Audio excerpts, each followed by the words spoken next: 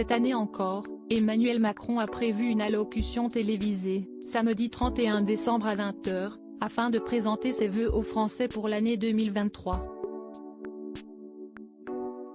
Un exercice très attendu au vu des nombreuses crises qui animent l'actualité depuis de nombreux mois.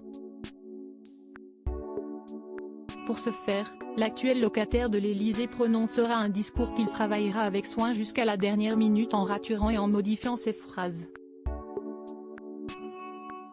Une relecture minutieuse devenue un véritable rituel pour celui-ci avant chaque prise de parole, comme l'a rapporté Le Parisien, le 2 avril dernier. Rien d'étonnant pourtant pour cet amoureux des mots, qui a toujours aimé convaincre, ou plutôt séduire, avec des tirades dignes des plus grands auteurs grecs. Dans les grandes enceintes comme celle-là, il faut une dramaturgie, avec un moment fort au début, puis à la fin. Il faut aussi jouer sur le rythme, les pauses et les variations de ton, avait confié un proche du chef de l'État, alors qu'il préparait son premier grand meeting lors de la dernière campagne présidentielle.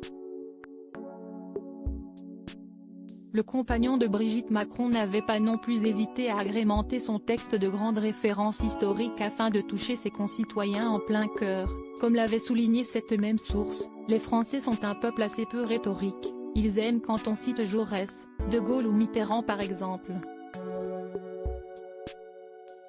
Supérieur à Emmanuel Macron, Valérie Pécresse, Anne Hidalgo. Découvrez le métier des candidats avant de se lancer en politique. Discours politique, à chaque candidat sa petite manie. Tout comme Emmanuel Macron, tous les candidats à la présidentielle ont leur propre rite avant de prendre le micro. Comme l'a indiqué Le Parisien, Éric Zemmour apprécierait par exemple de relire son texte à haute voix afin de se caler sur le bon tempo. Pour Henri Guénaud, qui a co-rédigé de nombreux textes de Nicolas Sarkozy, intercaler des moments de silence est aussi important. Un bon discours politique, c'est parler des choses avec des gens qui sont devant vous, mais aussi avec ceux qui ne sont pas là. Ça ne demande pas de la frénésie, mais le silence de la communion, a-t-il assuré à nos confrères. Article écrit en collaboration avec 6 médias. Crédit photo, Elliott Blondet pour Best Image.